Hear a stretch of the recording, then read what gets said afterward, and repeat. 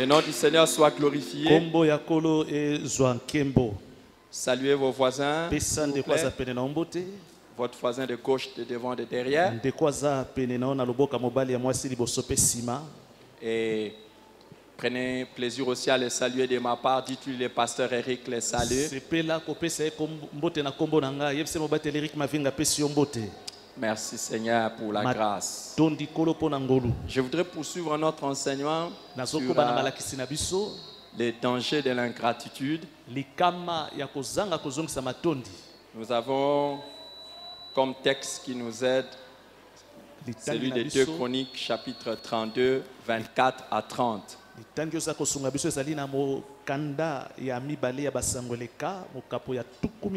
2 Chroniques chapitre 32, 24 à 30.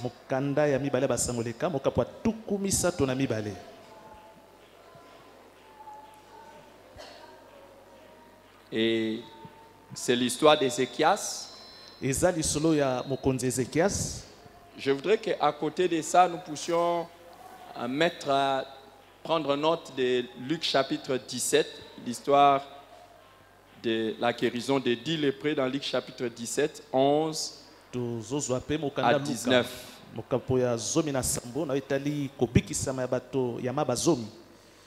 Parce que ça aussi, c'est une histoire qui nous renseigne beaucoup sur la reconnaissance ou la gratitude envers Dieu.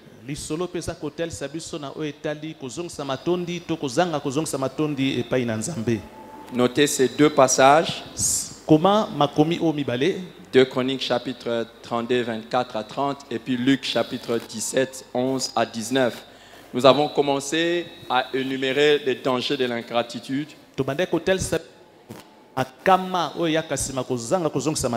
Nous avons vu d'abord que l'ingratitude est coupable devant Dieu.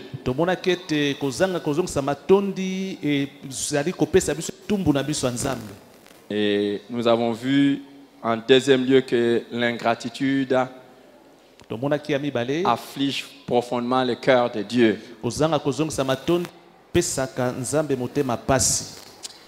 Le troisième danger, nous l'avons déjà mentionné, c'est que l'ingratitude nous fait oublier Dieu et nous éloigne de lui.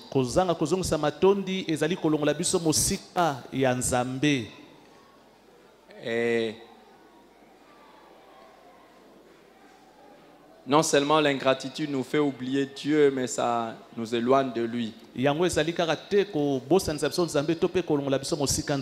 Dans Luc chapitre 17 que nous avons mentionné, du verset 11 au verset 19, 10 lépreux ont été guéris. Un seul est revenu pour rendre gloire à Dieu. Et les autres sont partis. Quand ils avaient besoin de Dieu, ils venaient vers Dieu. Un peu comme pour dire, quand ils avaient une prière à adresser à Dieu, ils venaient vers Dieu. Mais quand l'exaucement est arrivé, ils sont partis. Je voulais déjà mentionner que très souvent, un don peut nous faire oublier les donateurs.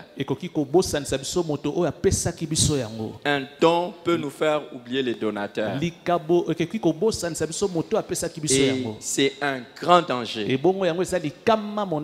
Et le danger est également quand nous accordons plus de valeur aux dons qu'aux donateurs.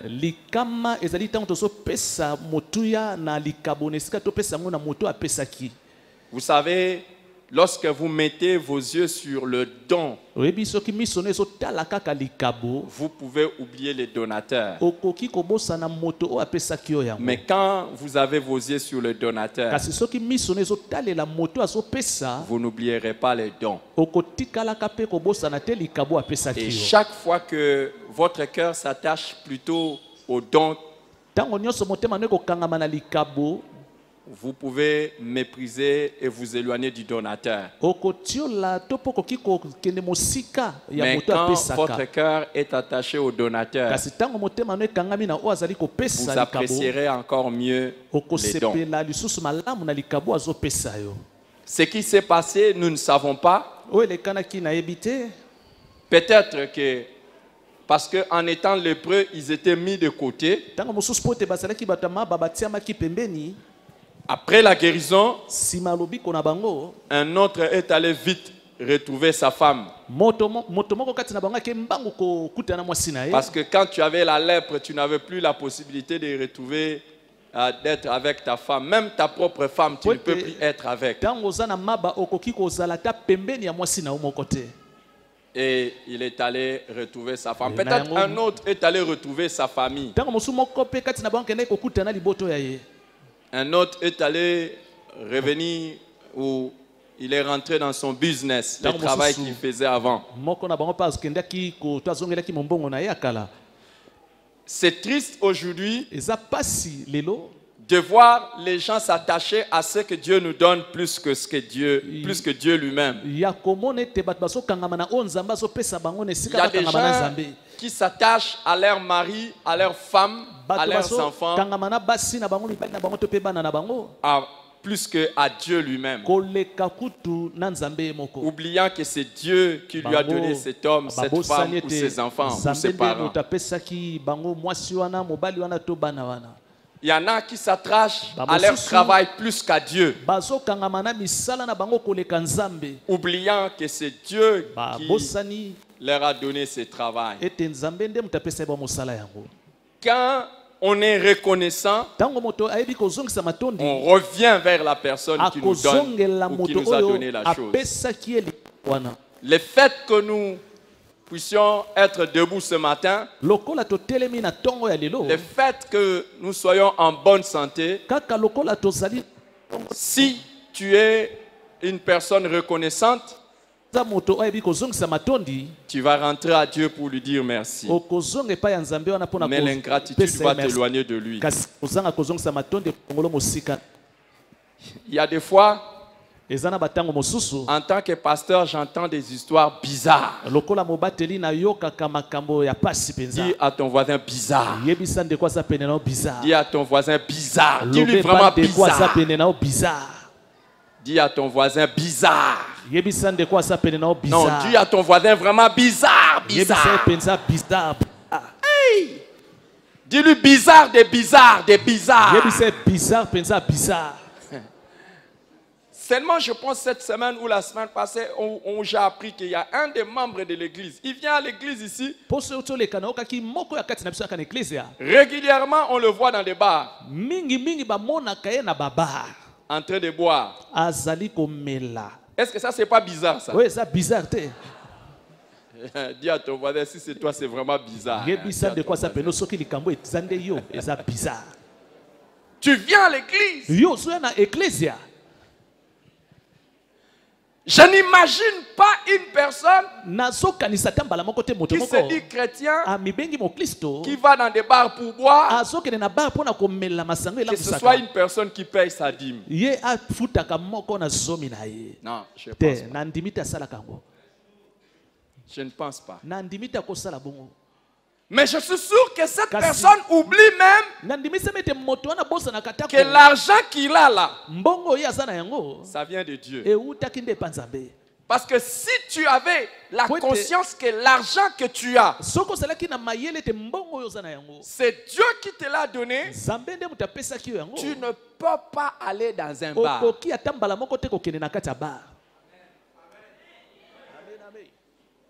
Qui est d'accord avec moi? Si tu dis à ton voisin, bizarre.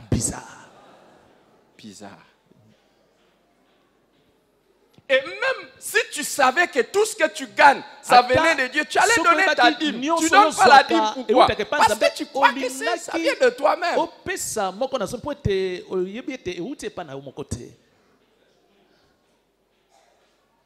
Bizarre. Et si nous sommes comme ça, c'est à cause de ça. Quand on se réveille le matin, on ne va pas vers Dieu dans les actions de grâce dans la prière parce qu'on oublie que le souffle de vie là, c'est Dieu. Que la force que nous avons là, c'est Dieu. Et je vais vous dire, la gratitude t'approche de Dieu. L'ingratitude t'éloigne de lui. La gratitude va toujours te rapprocher de Dieu. Parce que tu reconnaîtras toute ta vie que tout vient de lui. Alléluia. Hey, alléluia. Amen. Mais si tu es un ingrat, ça va t'éloigner de Dieu. Malheureusement, il n'y avait qu'un seul sur 9. Comptez parmi vos voisins. Compte 10 personnes parmi vous, 10 là, il n'y aura qu'un seul qui est reconnaissant à Dieu. Comptez. Comptez. Est-ce que vous avez compté?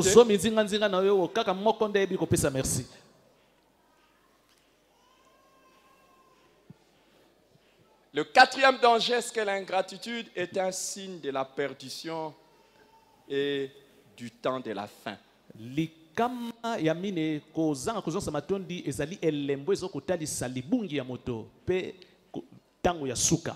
Quand tu es un ingrat, sache que tu es sur le chemin de la perdition.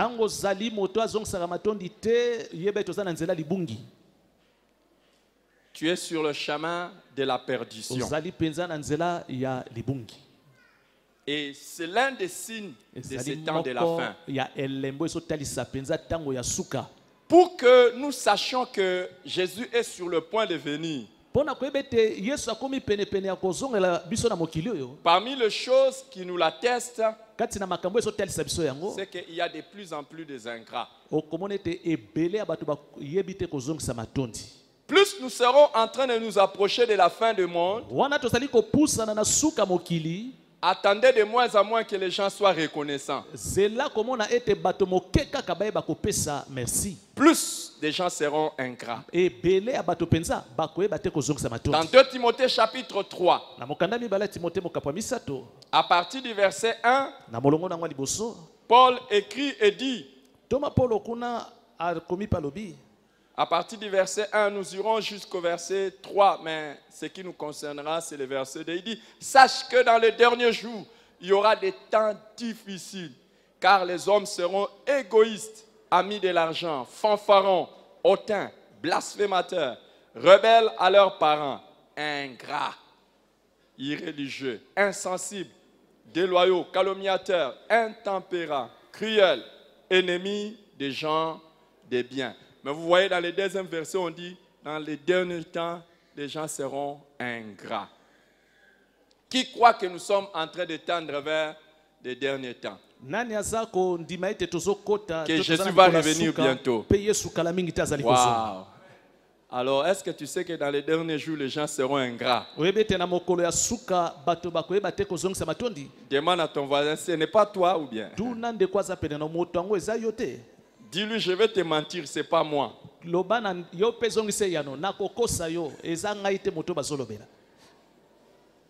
Dans les derniers jours, plus de gens deviennent ingrats.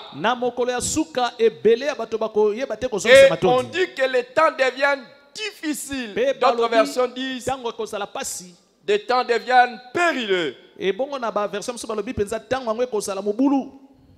Les choses deviennent de plus en plus mauvais. Au fait, dans ces derniers jours, nous allons plus voir les gens qui ne vont pas dire merci à Dieu que ceux qui vont dire merci à Dieu. Nous verrons plus de gens être des ingrats qu'être reconnaissants à Dieu.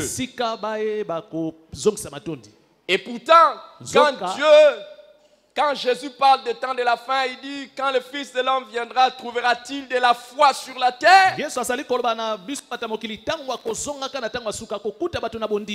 prie que quand le Seigneur reviendra, et s'il revient aujourd'hui, et qu'il cherche parmi les gens, s'il y a un qui soit reconnaissant, que ce soit la personne qui va donner l'amen.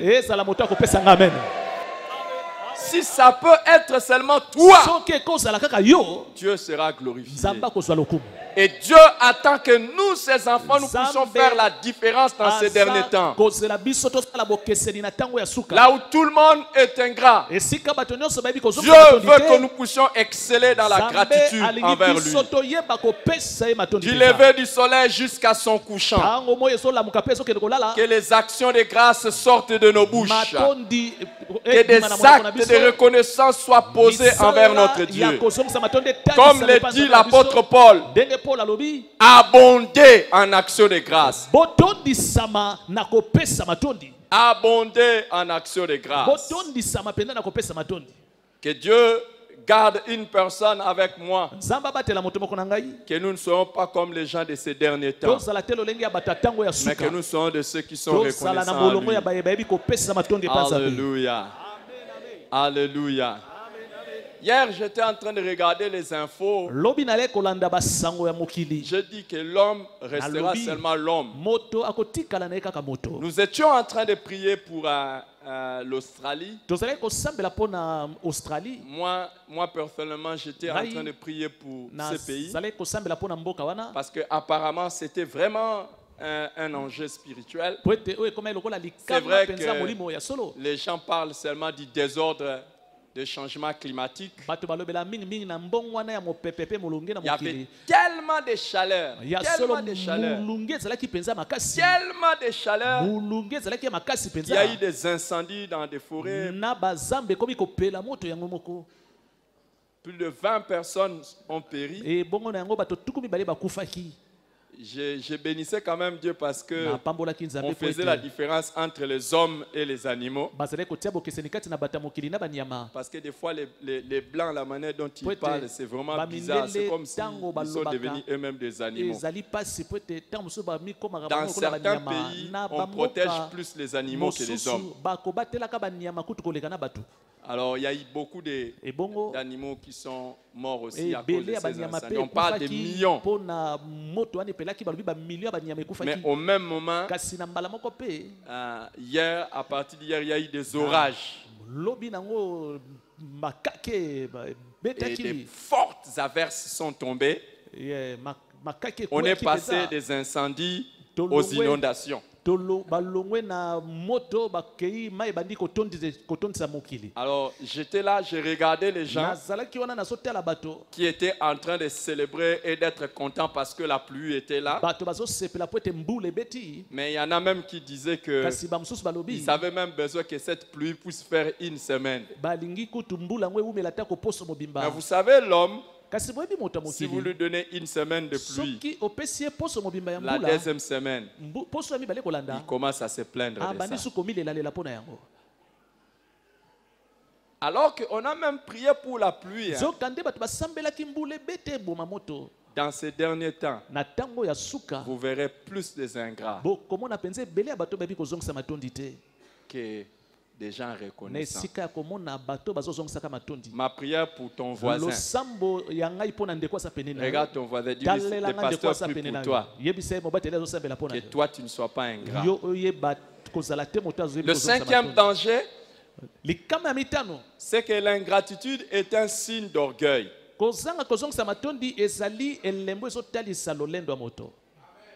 Déjà dans la vie, les orgueilleux ne disent jamais merci. S'ils le font, c'est de lèvres mais pas de cœur. Un orgueilleux ne dit jamais merci.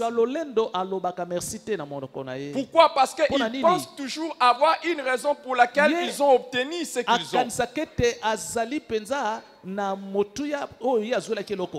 trouve toujours une justification à toute faveur qui leur est accordée. Ils peuvent parler de leur force. Ils parlent de leur dur travail. Des fois, ils parlent d'une chance particulière qui a fait qu'ils obtiennent ce qu'ils ont ou qu'ils soient ce qu'ils sont.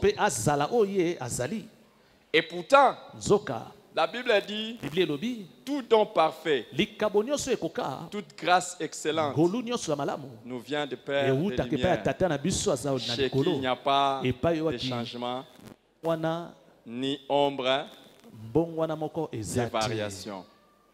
Alléluia. Tout ce que nous avons vient de Dieu.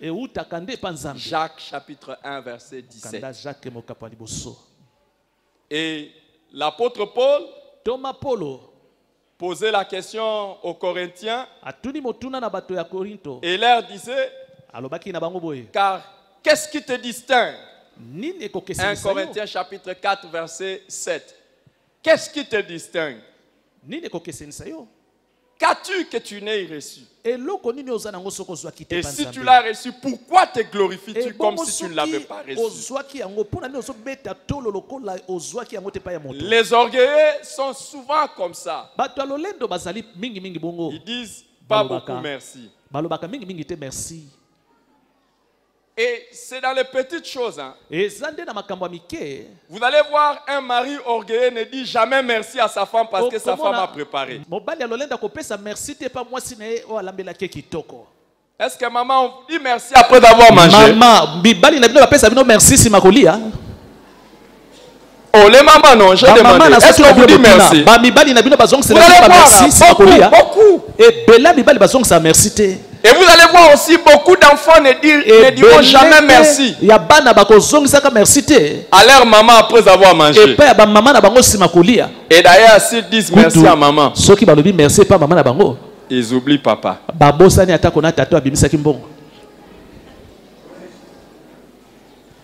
Alléluia.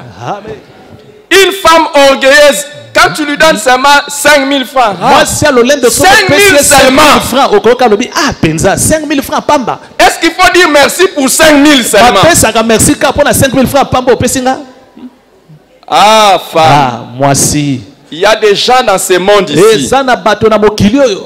Pour obtenir 5 000 francs de leur mari, il faut des intercessions avec jeûne. Mais toi, les 5 000, tu méprises ça. Orgueilleuse. Si vous voulez reconnaître un partenaire humble dans le mariage, c'est un partenaire qui a facile à dire merci. Et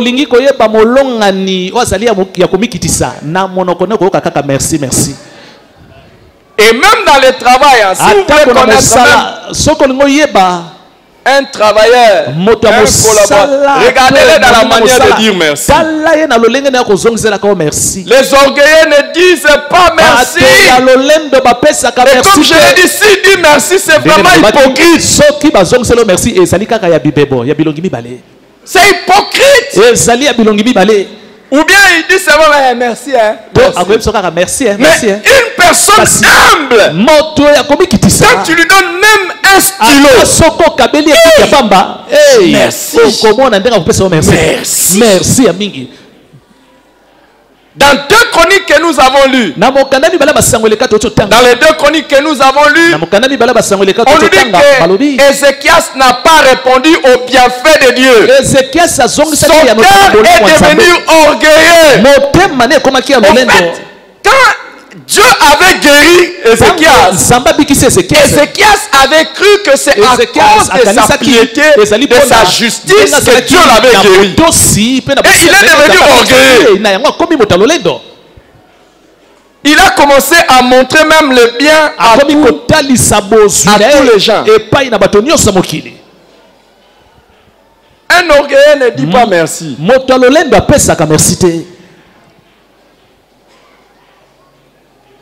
La reconnaissance est un grand signe d'humilité. Et n'oubliez jamais que Dieu résiste aux orgueilleux. Mais il fait grâce aux humbles. Dieu, je sais que ce n'est pas ton cas. Mais prie pour moi. Pour que je sois humble et reconnaissant. Toi, ce n'est pas une prière pour toi.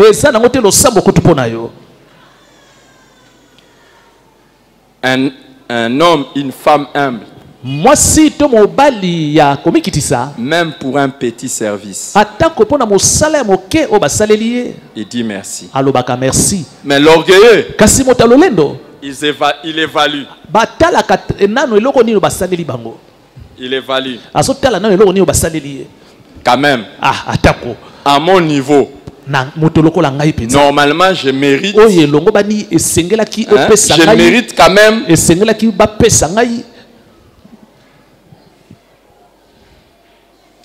Demande pas à ton voisin, tu es orgueilleux.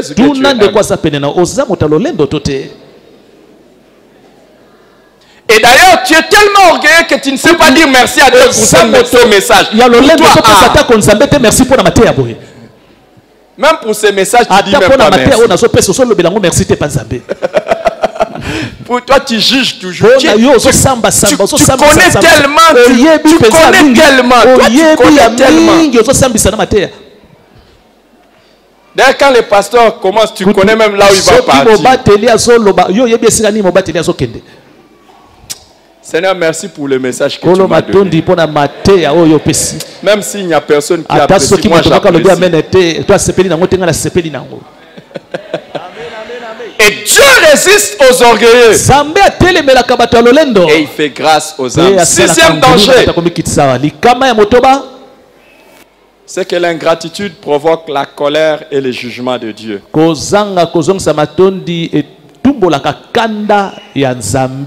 L'ingratitude provoque la colère et le jugement de Dieu.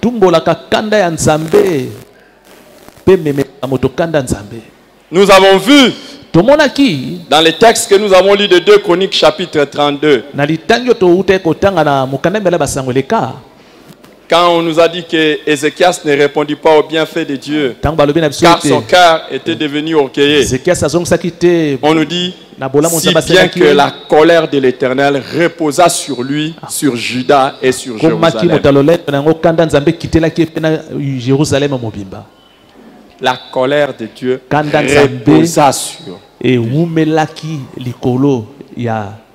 Mon ami, on ne dit pas seulement qu'il s'était mis en colère, mais cette colère reposa.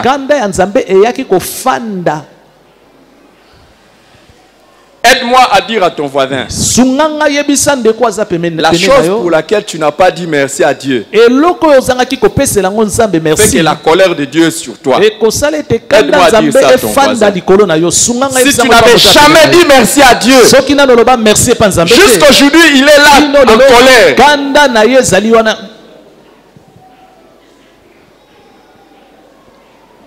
Et quand on parle de la colère de Dieu qui repose, donc, on dit il est là la colère riche en bonté. C'est-à-dire que Dieu attend toujours que sa colère déborde pour qu'il puisse faire quelque chose. Donc au moment où nous sommes là, Dieu est en train d'observer certaines personnes et bientôt il va frapper. Parce qu'ils ne sont pas reconnaissants. Et Ézéchias, parce qu'il n'a pas été reconnaissant, Dieu l'a frappé. Tu ne sais pas être reconnaissant à Dieu pour la chose qu'il te donne. Oh, attends, bientôt. Bientôt, très bientôt. Toi, tu te fâches dans la vie. Toi, quand tu fais des biens, on te répond pas, ça te fait ni mal. À un moment donné, tu arrêtes même de faire, tu arrêtes même non. Les Kinois disent, Dieu lui va être la tortue.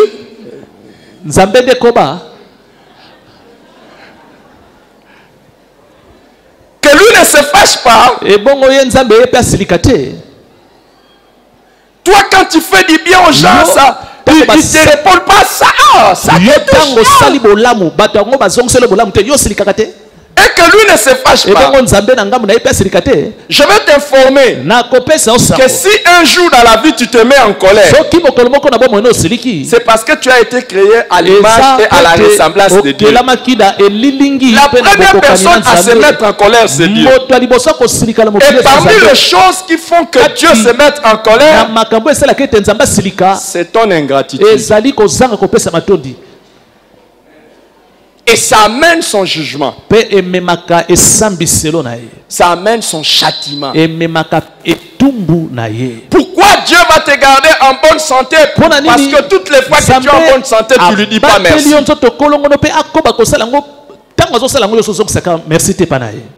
Tu attends les jours où tu seras malade pour encore venir vers lui.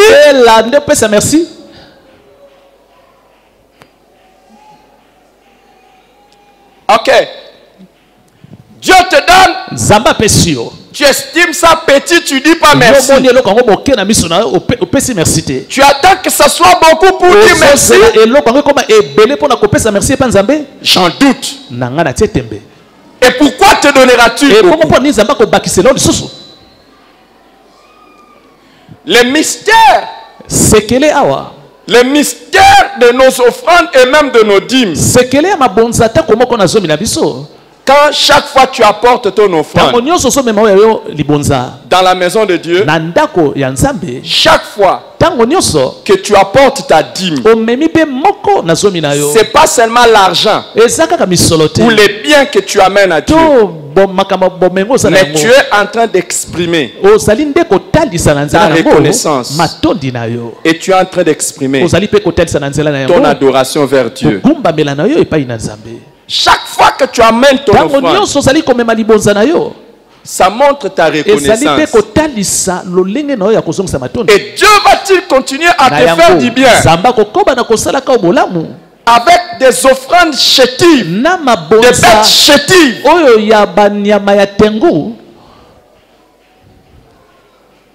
Il y a des gens, quand tu regardes son offrande, c'est comme si il a besoin d'insulter Dieu. Quand je prépare l'offrande, même les billets, j'ai choisi les bons billets. Moi, quand je prépare mon offrande, même les coupures, j'ai choisi les meilleures coupures.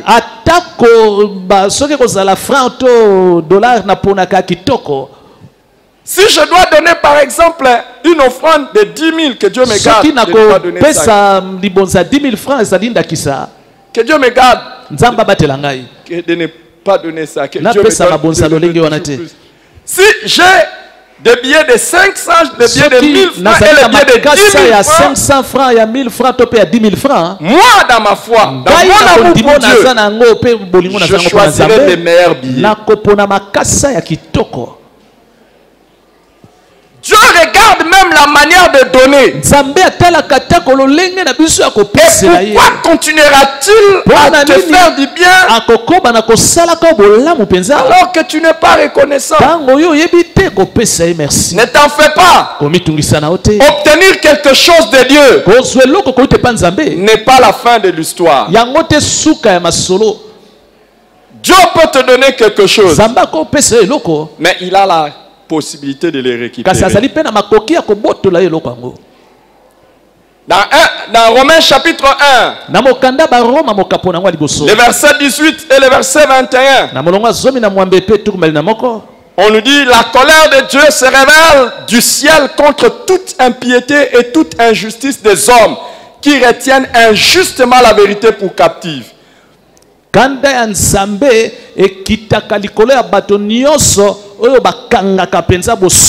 21. Puisqu'ayant connu Dieu, ils ne l'ont point glorifié comme Dieu, ils ne lui ont point rendu grâce, mais ils se sont égarés dans leurs pensées et leur cœur sans intelligence a été plongé dans les ténèbres.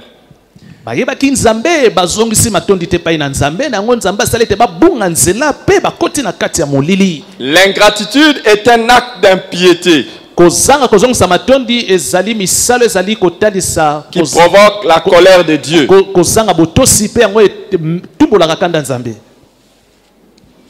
Et l'ingratitude attire la malédiction de Dieu. Ça, c'est le 7e danger. 7e danger, l'ingratitude attire la malédiction de Dieu.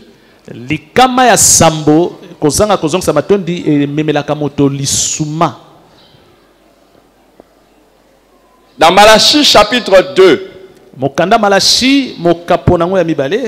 du verset 1 et le verset 2, nous lisons. Dans Malachie chapitre 2, 1 à 2, nous lisons. Maintenant, à vous, cet ordre sacrificateur. Si vous n'écoutez pas, si vous ne prenez pas à cœur de donner gloire à mon nom, dit l'Éternel des armées, j'enverrai parmi vous la malédiction. Je maudirai vos bénédictions. Oui, je les maudirai parce que vous ne l'avez pas à cœur. Quand tu ne sais pas donner à Dieu la gloire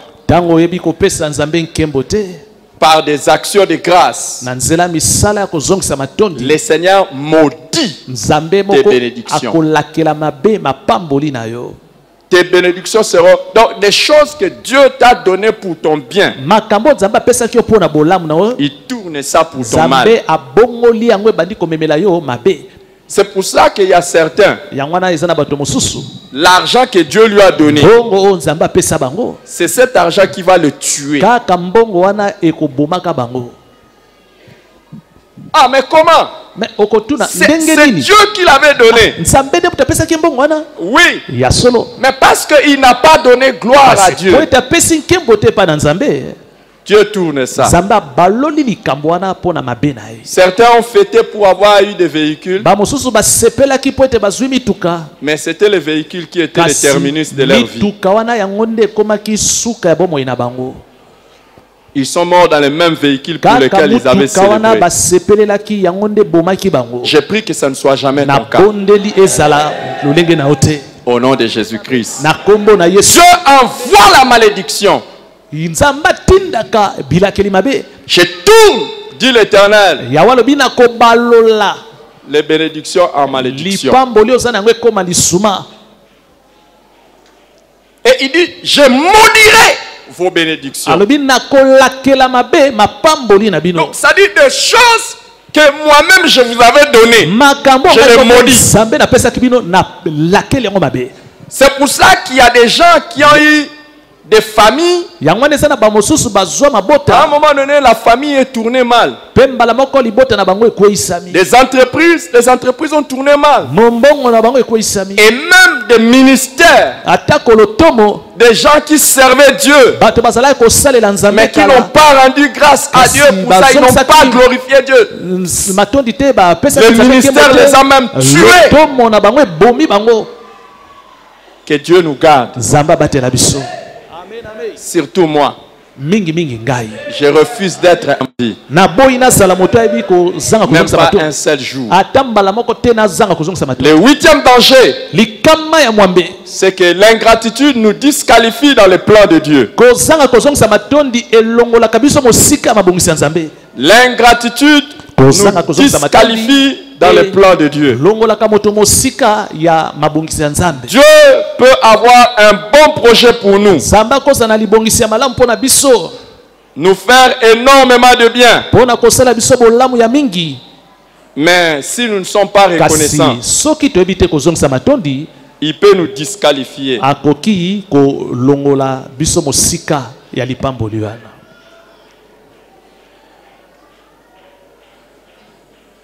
Écoutez les amis. Ce matin, je me suis réveillé avec ça. Et je vais vous partager ça. Et encore maintenant, j'avais presque oublié ça, mais ça me revient. Est-ce que vous savez que c'est un privilège que je prêche? Est-ce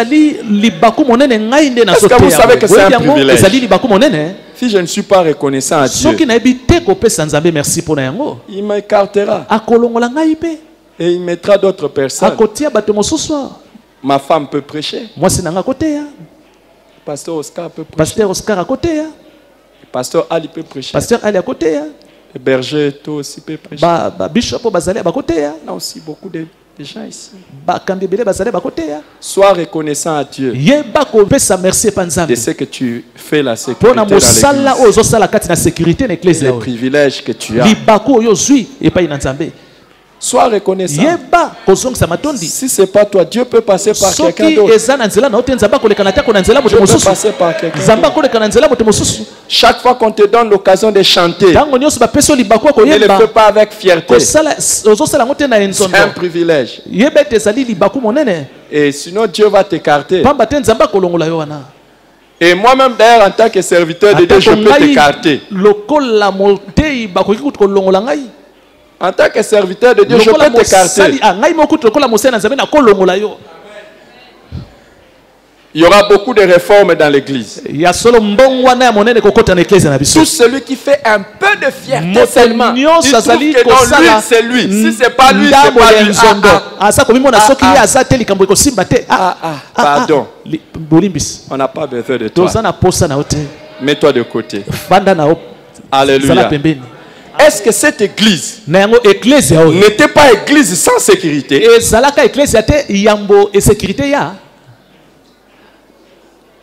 Alors pourquoi tu vas faire la sécurité? Est-ce que cette église, les amis, est-ce qu'on peut faire un culte? On ferme ici. Bientôt je vais fermer. On ferme ici. On ne va pas faire les cultes. C'est parce que vous êtes là.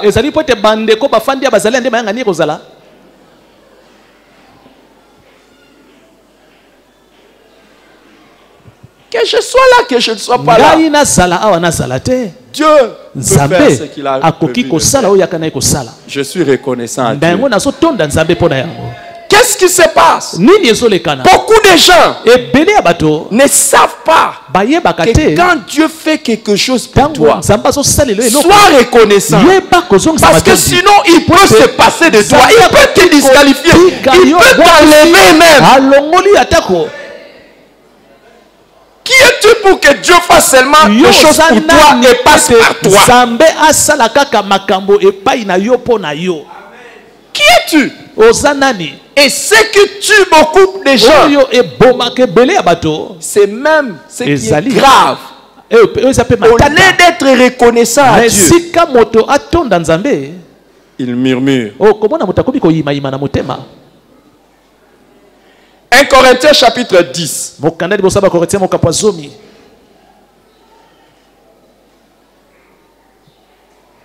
À partir du verset 9. Ne tentons point le Seigneur comme les tenteurs quelques-uns d'eux et qui périrent par les serpents. Ne murmurez point comme murmurèrent quelques-uns d'eux qui périrent par l'exterminateur. Ces choses leur sont arrivées pour servir d'exemple. Elles sont écrites pour notre instruction. Nous qui sommes parvenus à la fin des siècles. Si ton style de vie, c'est le murmure, les plaintes, sache que tu vas être disqualifié. 9e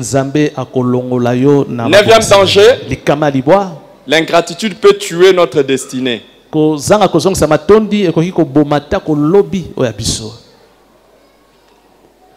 Nous venons déjà de le voir. Ceux qui murmuraient ont péri dans le désert. Dans Romains chapitre 1, à partir du verset 21, nous l'avons déjà lu. La Bible a dit, pour avoir été ingrat, le cœur de ces hommes ont été plongés dans les ténèbres. Romains 1, 21. Si vous êtes un ingrat, Sachez que vous êtes en train d'aller vers les ténèbres. Et vous pouvez vous vanter d'être sage. Mais tu deviens fou. Chaque fois qu'une personne cesse d'être reconnaissante, elle commence à glisser vers les ténèbres.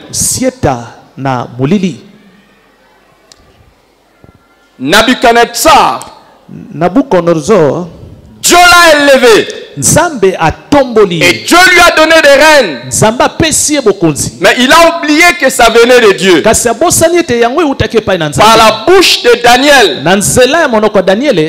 Dieu lui a expliqué son propre songe. Il a fait 7 ans dans la forêt. 7 ans. Comme un animal.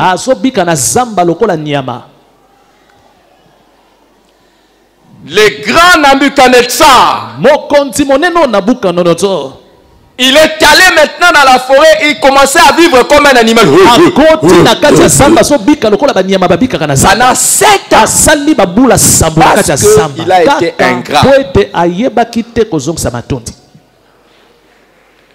Regarde un peu ton voisin, est-ce qu'il ne vient pas de la forêt? Ou bien il ne va pas aller bientôt dans la forêt? Demande-lui, tu viens de la forêt ou bien tu vas aller à la forêt?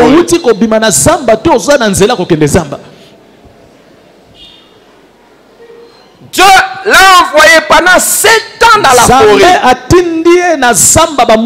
Je prie que personne des membres de cette église ne subisse un tel châtiment de Dieu à cause de l'ingratitude. Le roi Hérode, dans Actes des Apôtres chapitre 12, a été frappé violemment par un ange. Parce que sur son trône, il a été pris par l'orgueil. Et on dit au verset 21, à un jour fixé, Hérode, revêtu de ses habits royaux et assis sur son trône, et les haranguait publiquement, le peuple s'écriait: Vois d'un Dieu et non d'un homme. Au même instant, un ange du Seigneur le frappa parce qu'il n'avait pas donné gloire à Dieu. Et il expira rongé de vers. Donc, le même jour, Dieu l'a détrôné. Si pour d'autres, il faut attendre même 2 jours ou 3 jours pour que les vers commencent à te ronger, lui, il a commencé à être rongé le même jour.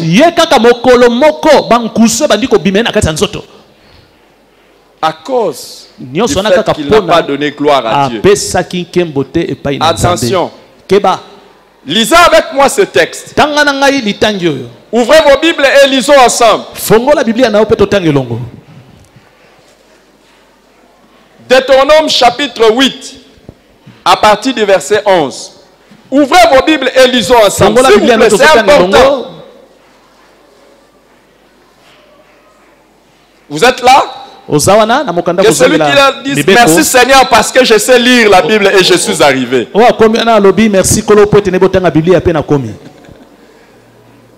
Il y en a qui ne pourront jamais trouver ça parce qu'ils ne savent ni lire ni écrire. Il y en a qui sont aveugles. Merci Seigneur pour la possibilité de lire. À partir du verset 11, nous irons jusqu'au verset 19. Garde-toi d'oublier l'Éternel ton Dieu, au point de ne pas observer ses commandements, ses ordonnances et ses lois que je t'ai prescrits aujourd'hui.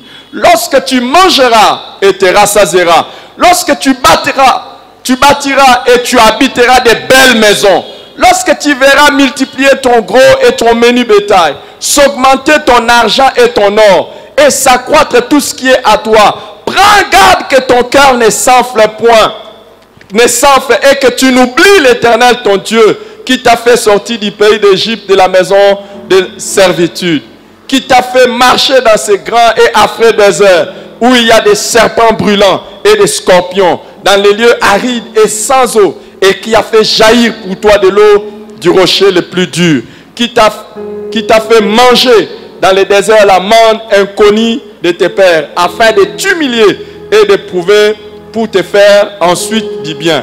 Garde-toi de dire en ton cœur, ma force et la puissance de ma main m'ont acquis ces richesses.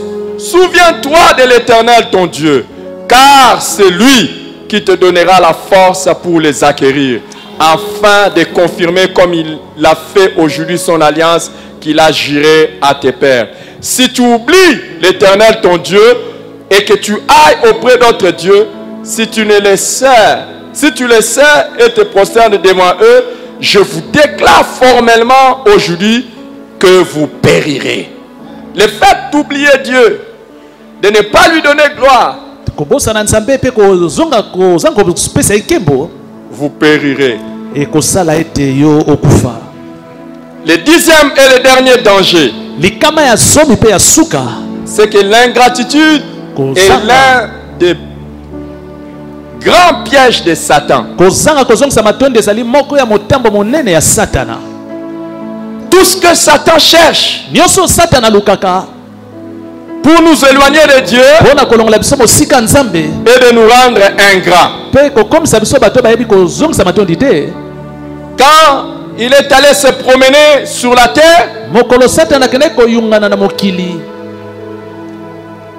Dieu lui a demandé s'il avait vu Job. Lisez le chapitre 1 de Job et vous verrez ça. À partir du verset 6, Satan dit à l'Éternel, regardez à partir du verset 6. Bon, commençons à partir du verset 8 pour gagner le temps. L'Éternel dit à Satan, as-tu remarqué mon serviteur Job? Il n'y a personne comme lui sur la terre. C'est un homme intègre et droit, craignant Dieu et se détournant du mal. Et Satan répondit, est-ce que d'une manière désintéressée que Job craint Dieu, ne l'as-tu pas protégé? Lui, sa maison et tout ce qui est à lui, tu as béni l'œuvre de ses mains. Et ce troupeau couvre le pays. Mais étends ta main, touche à tout ce qui lui appartient. Et je suis sûr qu'il te maudit en face. Mais quand vous lisez la suite, regardez le verset 22. On dit, en tout cela, Job ne pécha point et n'attribuant rien d'injuste à Dieu. Même quand les malheurs se sont abattus sur Job, il était toujours reconnaissant. Chaque fois qu'un problème vous arrive, si vous êtes tenté d'oublier Dieu et de devenir ingrat, sachez que c'est le piège de Satan. Et je prie que vous ne puissiez jamais tomber dans ce piège. Au nom de Jésus, et que Dieu vous donne la gratitude. Prions le Seigneur.